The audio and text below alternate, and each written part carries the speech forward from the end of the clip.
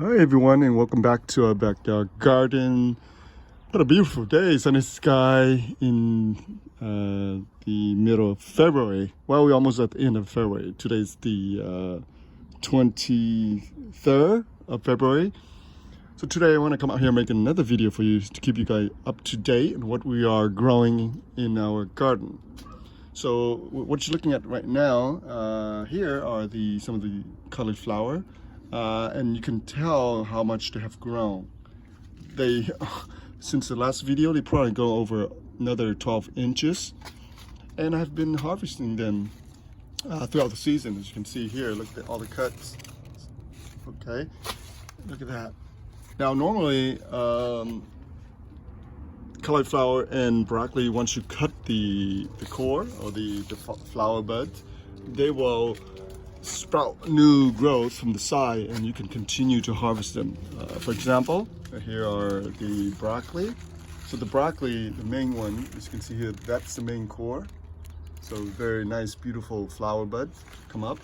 And once I cut that on the side, if you look at the side, look at that, all this. So you can harvest this, after they grow a little bit bigger. But I've been cutting them throughout the season. So same here, see that, same situation here, the middle core right here, and all the side shoots, I've been cutting them. So broccoli tend to do that. Now the cauliflower is not doing that, so maybe it's slightly different, the way how cauliflower grows differently compared to the broccoli. But anyway, the leaves on the cauliflowers are such huge, and they're so tall. As a matter of fact, they are taller than the broccoli now.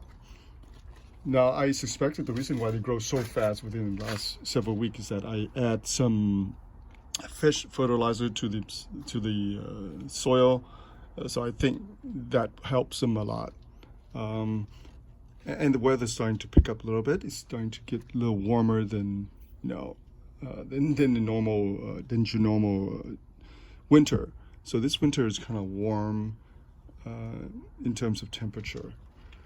Here I want to show you one more. So here, this one we didn't harvest this one, so it kind of turn into a flower bud. Usually it's very tight, like a brain. We call it a brain stem type of flower. It's really tight, but this one's kind of overgrown, and then that's what happened.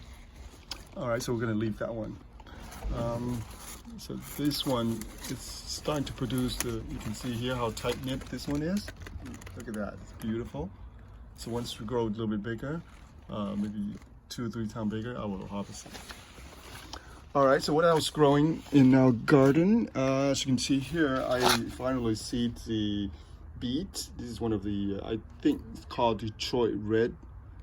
A pack of seeds is only $1, $2. It's pretty cheap. And I see this here, and you can see they germinated.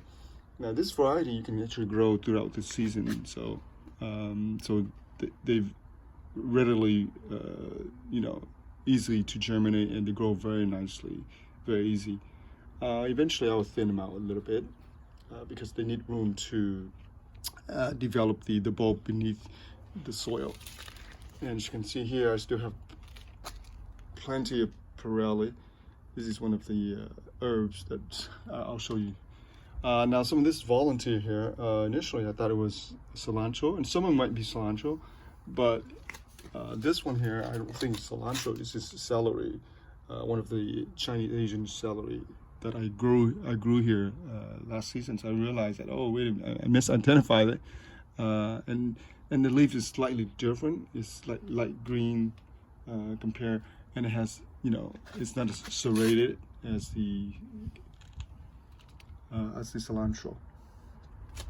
So again, eventually I'll move all the beets out and plant them somewhere else. And here we come to the just beautiful perelli.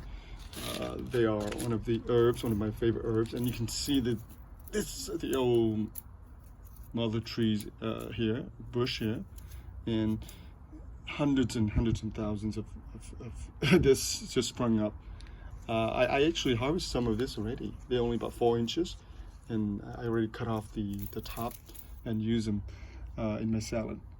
But again, this herbs here is not grown like other mint, so they grow into a tiny little bush, 12 to 16 inches tall, sometimes taller. So I do need to thin them out. Do need to thin them out and move them. And I'll probably grow some of them in a container this season. I'm moving toward a lot of container because I just don't have enough room for them. Right? So I just don't have enough room to grow a lot of stuff here, so I have to resort to container gardening. And I don't like the container because they dried out very easily. They dry out fast. But you just have to be very adaptive and flexible in terms of growing stuff in the backyard.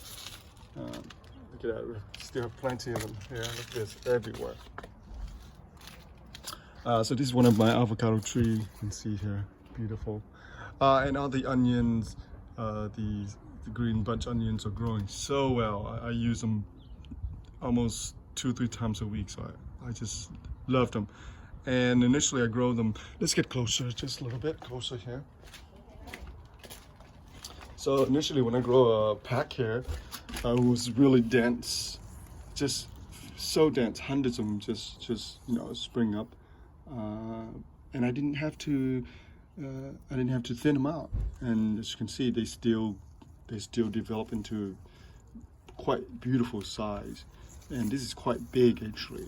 This is bigger than the one in the store. Look at that, they're almost over 2 feet tall. And this is just absolutely gorgeous, beautiful onions here. So whenever I need them, I just come out here and I cut them. And you can see these are just beautiful size.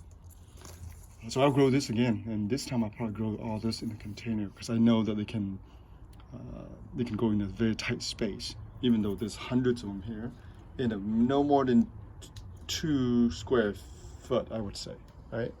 Maybe just 2 square feet here, but hundreds of them just everywhere. Look at this one, it's just gorgeous.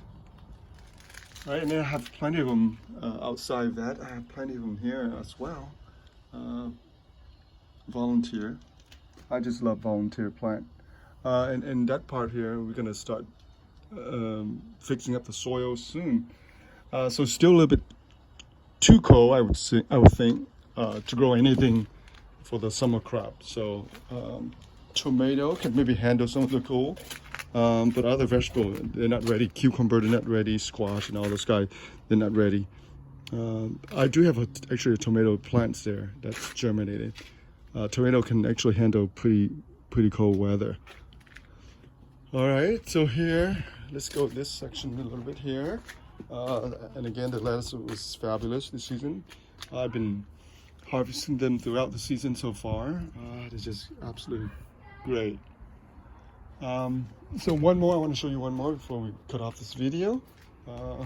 So here you can see it's a little messy here, but I can see I have a lot of container. This is like 30 gallon or more, pretty big.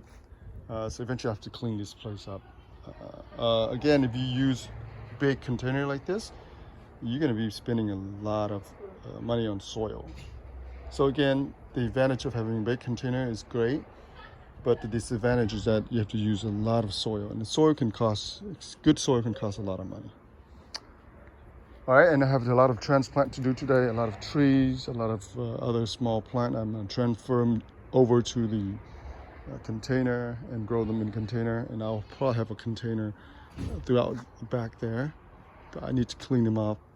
As you can see, a lot of them are overgrown with weeds and stuff like that. Alrighty, and that's it for our video, and thank you for watching, and please continue to subscribe, and we'll come back to make more video for you guys. Thank you.